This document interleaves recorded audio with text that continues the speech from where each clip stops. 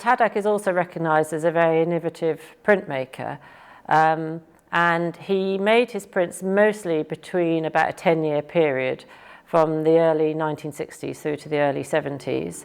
In the exhibition there's a print called Twin Suns, made in the late 1960s. It's very experimental because he used slices of tree trunk from his garden, and then he would print by walking on the pieces and printing that way. And again, he didn't use any print bed or any print machinery. He always talked about how he enjoyed working with as little reliance, I suppose, on machinery. He wanted it to be as direct as possible, so really his hands and his own imagination and innovation were making the work rather than relying on a sort of almost a third party as a machine.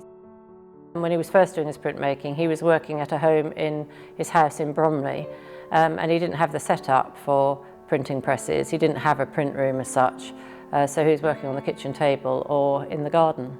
He had a ready-made audience for his prints because he was taken on by big print publishers called Editions Electo, who were a very successful company in the 1960s. They worked with lots and lots of different artists, and the artists would make editions of prints which then Editions Electo would sell.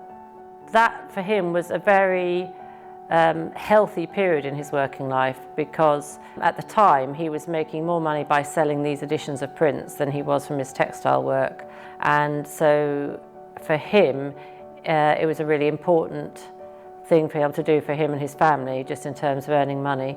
And he really enjoyed the printmaking, and he did talk about how when he stopped printmaking he did think he might go back to it later in life.